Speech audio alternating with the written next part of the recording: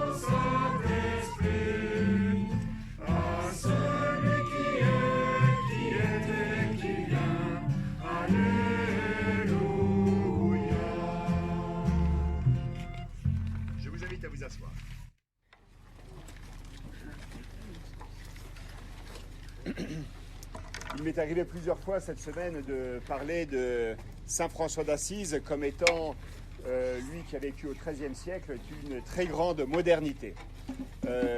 Il pensait que, bien évidemment, tout était créé par Dieu et que du coup tout le vivant, les animaux, les plantes, les êtres humains étaient reliés à Dieu parce que tout portait la signature de Dieu.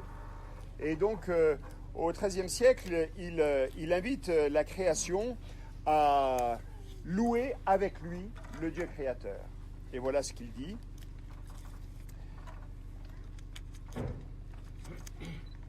Très haut, tout-puissant et bon Seigneur, à toi louange, gloire, honneur et toute bénédiction. À toi seul ils conviennent, ô Très-Haut, et nul homme n'en est digne. Loué sois-tu, mon Seigneur, avec toutes les créatures, spécialement Messire, frère soleil, par qui tu nous donnes le jour, la lumière. Il est beau, rayonnant d'une grande splendeur, et de toi le Très-Haut, il nous offre le symbole. Loué sois-tu, mon Seigneur, par sœur lune et les étoiles. Dans le ciel, tu les as formées, claires, précieuses et belles. Loué sois-tu, mon Seigneur, par frère vent, et par l'air, et par les nuages, par l'azur calme et tous les temps. Grâce à eux, tu maintiens en vie toutes les créatures. Loué sois-tu, mon Seigneur, par sœur eau, qui est très utile et très humble, précieuse. Loué sois-tu, mon Seigneur, par sœur notre mère la terre, qui nous porte et nous nourrit, qui produit la diversité des fruits, avec les fleurs diaprées et les herbes. Loué sois-tu, mon Seigneur, par ceux qui pardonnent par amour pour toi, qui supportent épreuves et maladies, heureux s'ils conservent la paix, car par toi, le Très-Haut, ils seront couronnés. Alors nous continuons notre louange en chantant Grande et merveilleuse.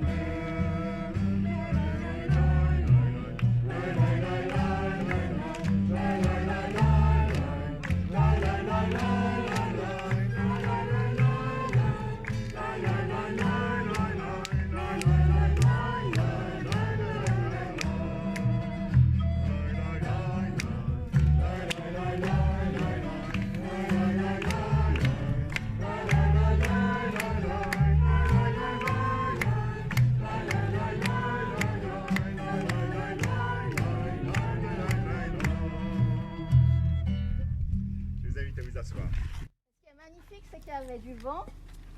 Les pages ont tourné, j'ai mis le signet et là, c'est ouvert à la bonne page. Wow. Je me dis, c'est un signe. On va donc entendre aujourd'hui deux paraboles qui sont les paraboles du jour dans l'évangile de Matthieu au chapitre 13. Le chapitre 13 de Matthieu, il y a seulement 7 paraboles. À croire que Jésus aime beaucoup parler en paraboles.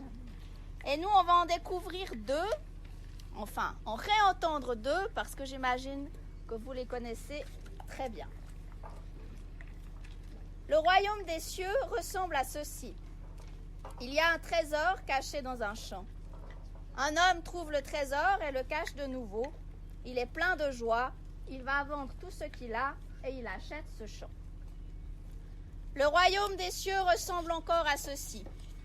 Un marchand cherche de belles perles. Il trouve une perle qui a beaucoup de valeur, alors il va vendre tout ce qu'il a et il achète la perle.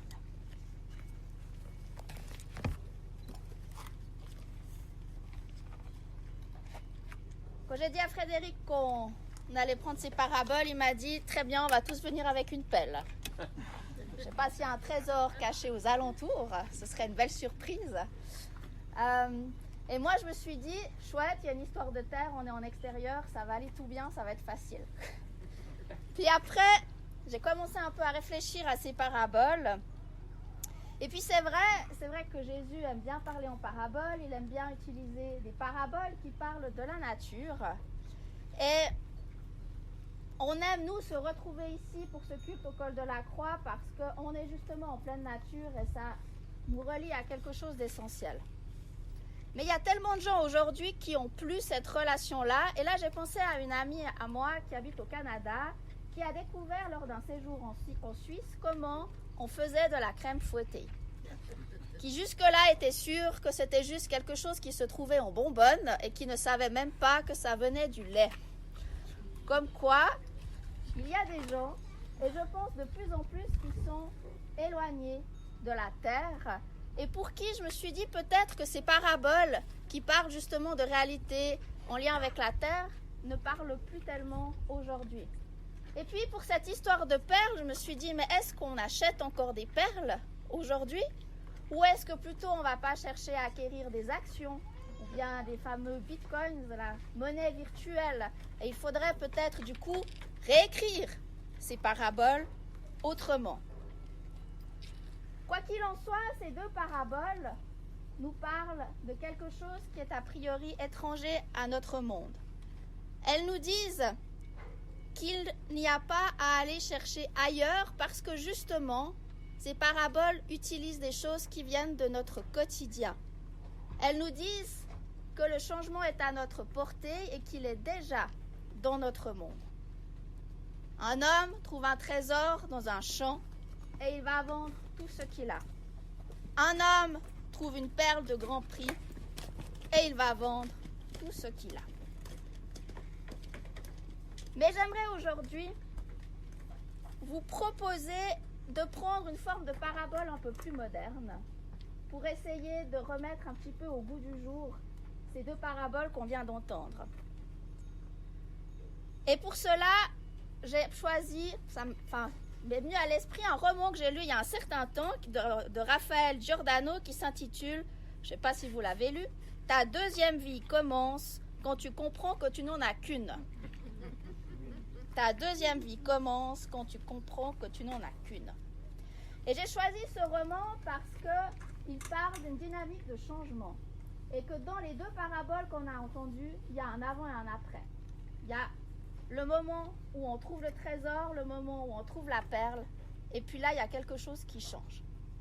Et puis dans ce roman, qui serait alors une énorme parabole, il y a un avant et il y a un après. Alors le roman commence ainsi. C'est les premières lignes. Les gouttes de plus en plus grosses s'écrasaient sur mon pare-brise. Les essuie-glaces grinçaient et moi, les mains crispées sur le volant, je grinçais tout intérieurement. Bientôt, les trompes d'eau furent telles que d'instinct je levai le pied. Il ne manquerait plus que j'aie un accident. Les éléments avaient-ils décidé de se liguer contre moi? Toc toc Noé, qu'est-ce que c'est que ce déluge? Alors c'est littéralement le ciel qui lui tombe sur la tête. J'avoue que j'ai eu peur toute la semaine que le ciel nous tombe sur la tête aujourd'hui. A priori, ça ne va pas être le cas. Mais force est de constater que quand on a l'impression que le ciel nous tombe sur la tête, c'est souvent une multitude d'éléments qui se mettent à aller dans ce même sens. Et puis là, pour elle, il y a donc la tempête, il y aura le GPS qui ne fonctionne plus, elle va se perdre, un pneu crevé et bien entendu le téléphone qui lâche. Normal. Cette personne, elle s'appelle Camille. C'est l'héroïne de ce livre. Et puis, ce qui se passe là, c'est littéralement la goutte d'eau qui fait déborder le vase. Et cette tempête qu'elle essuie, ce n'est que l'illustration de ce qui se passe réellement à l'intérieur d'elle-même. Son boulot, sa vie personnelle, il n'y a plus grand-chose qui va bien. Et maintenant, elle est coincée au milieu de nulle part. Et il lui reste donc une seule chose à faire. C'est sortir de l'habitacle confortable de sa voiture pour aller chercher de l'aide. Ce sera sa toute première action dans le livre, parmi tant d'autres, mais sortir de son espace a priori confortable et sécurisé, c'est très certainement, quand on y réfléchit, une des premières choses à faire si l'on veut que quelque chose se passe. Autant que l'homme qui trouve le trésor, autant que l'homme qui va trouver cette perle précieuse reste chez lui, eh bien, il n'y a rien qui se passe. L'homme avec la perle l'a cherché. Donc il a voulu sortir de chez lui pour être en quête. Mais l'homme avec le trésor, lui, c'est un peu par hasard. Il est tombé par hasard sur ce trésor. Il était là au bon endroit, au bon moment. Et l'on sait bien que le hasard avec un grand D a aussi son importance dans nos vies. Alors, ça pourrait être vous, ça pourrait être moi, finalement, celui qui tombe sur le trésor. Ça pourrait être vous, ça pourrait être moi, ce pneu crevé au milieu de la tempête, cette balade qui par hasard se transforme en une grande découverte, en une rencontre. Et pour cela, il suffit d'une seule chose, c'est sortir de chez soi, comme vous l'avez fait ce matin finalement. Et pour cela, bravo. On sait aussi que les crises font surgir de nombreuses questions plus existentielles, plus essentielles. On l'a vu avec les temps que l'on vit en ce moment un peu particulier, où nombreux sont celles et ceux qui cherchent à repenser leur vie devant le nouveau rythme qui a été imposé. Alors maintenant que les questions sont là, que l'on est sorti de chez soi, quelle est la suite? Alors on va retrouver Camille qui est donc sortie au milieu de la tempête, qui va chercher de l'aide et elle va en trouver, mais pas forcément celle qu'elle attendait. Elle va débarquer chez Claude. Claude va l'accueillir, lui prêter un téléphone pour appeler son mari, qu'au lieu de lui demander comment ça va l'engueuler parce qu'elle a eu un accident, qu'elle a crevé le pneu de la voiture. Normal. Et là, elle est littéralement au bout de sa vie. Trop, c'est trop. Il y a tous ces verrous intérieurs qui lâchent. Elle se met à pleurer et c'est là qu'on la retrouve. Je lui confessais, donc à Claude, les grandes lignes de mon vague à l'âme. Lui expliquais comment des micro-frustrations accumulées avaient fini par gangréner ma joie de vivre, alors que j'avais tout a priori pour être épanouie. Et Camille lui parle et lui dit « Vous voyez, ce n'est pas que je suis malheureuse, mais je ne suis pas vraiment heureuse non plus. C'est affreux, cette sensation que le bonheur m'a filée entre les doigts. Pourtant, je n'ai aucune envie d'aller voir un médecin. Il serait capable de me dire que je fais une dépression et de me gaver de médicaments. Non, non, c'est une espèce de morosité, rien de grave, mais quand même, c'est comme si le cœur n'y était plus. Je ne sais plus si tout ça a un sens. » Et Claude lui dit « Nous avons autant besoin de raisons de vivre que de quoi vivre, affirmait l'abbé Pierre. Alors il ne faut pas dire que ça n'a pas d'importance, au contraire, ça en a énormément. Les maux de l'âme ne sont pas à prendre à la légère. Et à vous écouter, je crois même savoir de quoi vous souffrez. »« Ah oui? Vraiment ?» demandai-je en reniflant. « Vous souffrez probablement d'une forme de routinite aiguë. » »« Une quoi? »« Une routinite aiguë. C'est une affection de l'âme qui touche de plus en plus de gens dans le monde, surtout en Occident. Les symptômes sont presque toujours les mêmes.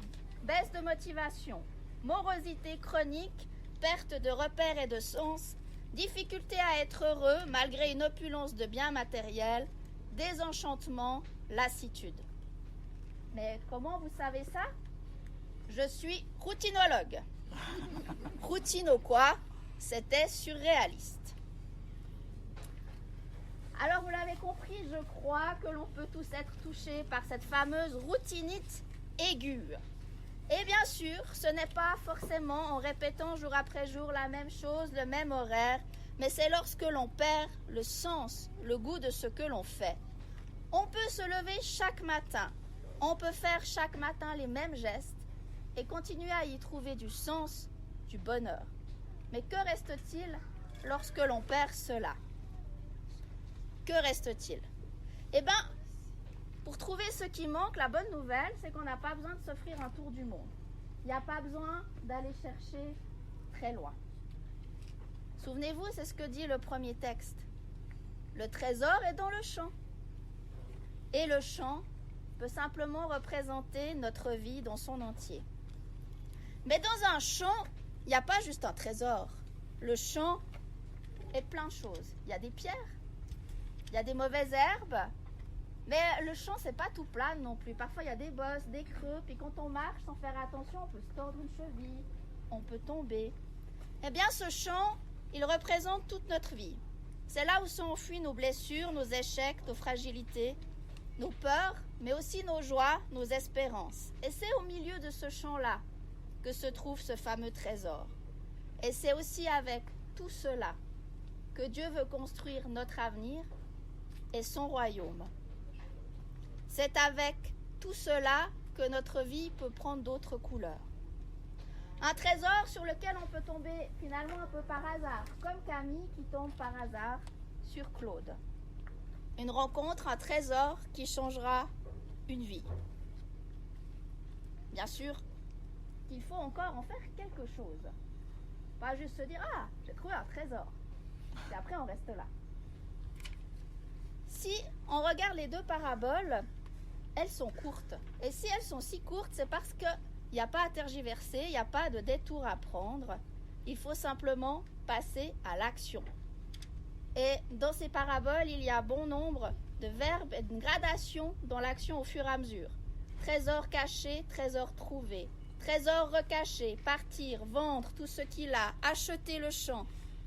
Humain marchant et cherchant, trouver, s'éloigner, vendre tout ce qu'il a, acheter une seule perle précieuse. Il y a une chose qui est certaine dans ces deux paraboles, c'est qu'une fois que le trésor est trouvé, qu'une fois que la perle est trouvée, il faut agir et vite. Et ça, c'est encore plus frappant avec la parabole du trésor, parce que celui qui trouve, il n'avait rien préparé. Il ne s'est pas dit « Ah, je vais aller chercher un trésor avec ma pelle, comme voulait le faire Frédéric. » Il avait, si ça se trouve, même pas de pelle avec lui. Quand on pense à cette parabole du trésor, c'est vrai qu'à l'époque, on avait l'habitude, semble-t-il, de cacher des trésors dans un champ. Il n'y avait pas forcément de banque. En tout cas, on ne faisait pas confiance à ceux à qui on pouvait donner de l'argent. Et quand on avait quelque chose de précieux, on allait le planquer et on espérait après pouvoir le retrouver quand les temps seraient plus durs. Mais il se trouve que quand quelqu'un tombait sur ce trésor caché, il avait tout à fait le droit de le garder. Ce n'était pas quelque chose qu'il volait.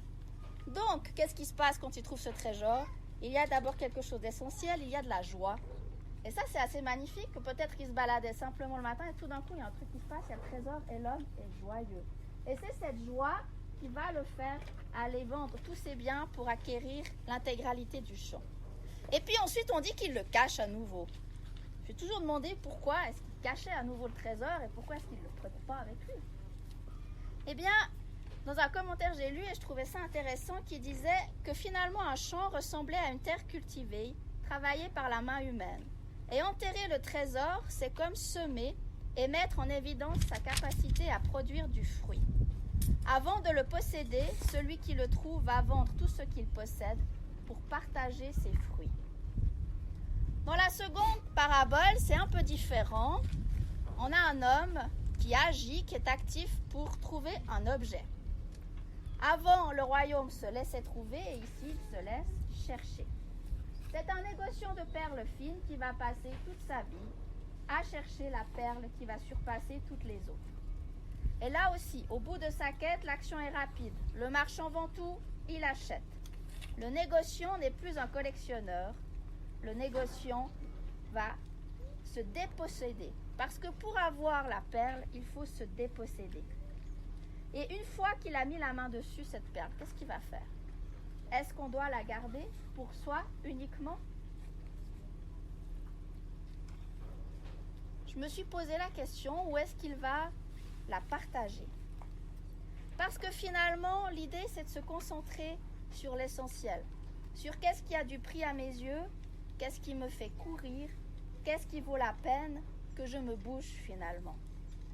Car c'est moins la nature du trésor ou son identité qui a tellement d'importance, parce que ce trésor ou cette perle, elle peut être différente pour chacun d'entre nous. Ce qui est important, c'est l'effet que cela produit une fois qu'on l'a trouvé. Celui qui découvre le trésor sans l'avoir vraiment cherché est rempli de joie et dépense toute sa fortune. Le collectionneur est arrivé au bout de sa quête et il découvre l'objet qui surpasse toutes les autres. Mais bien sûr que le royaume des cieux ne s'arrête ni à un trésor que l'on ouvre, car le coffre risque d'être vide, ni à une perle incomparable, car dès que l'on s'y mire, on risque de se perdre dans ses multiples facettes scintillantes. Par contre, d'une manière ou d'une autre, le royaume est toujours à trouver. On va terminer avec Camille, qui a aussi fait cette quête d'un trésor finalement différent dans sa vie ou d'une perle. Et tout à la fin du livre, on la retrouve à nouveau sous une tempête. Les gouttes de plus en plus grosses s'écrasaient sur mon pare-brise. Les essuie-glaces grinçaient, mais en moi, tout était calme. Malgré la pluie, la grisaille, les embouteillages et la marrouche que les phares répandaient dans la nuit. Pour la première fois de ma vie, je me sentais pleinement en paix, alignée, comme aurait dit Claude.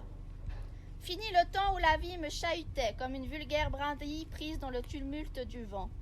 Jour après jour, je ne cessais de m'émerveiller de mes ressources intérieures et me sentais connectée à une force dont je ne soupçonnais pas jusqu'alors l'existence. Je me sentais prête à faire face à toutes les situations. J'avais enfin compris comment prendre les rênes de ma vie et pour rien au monde, je ne les aurais laissés s'échapper de mes mains. Alors à la suite de Camille, de Claude, à la suite du trésor et de la perle, quels sont pour vous ces trésors, ce trésor essentiel auquel vous aspirez? Quelles sont les réalités qui ont pour vous le plus d'importance? Quel est votre essentiel? Cela vaut la peine de se poser ces questions pour soi-même, mais peut-être aussi parfois pour notre Église. Car ni psy, ni coach, ni même routinologue, Dieu est un expert en accompagnement dans l'art de retrouver le bonheur perdu. Et il n'attend plus que nous. C'est le meilleur que je vous souhaite. Amen.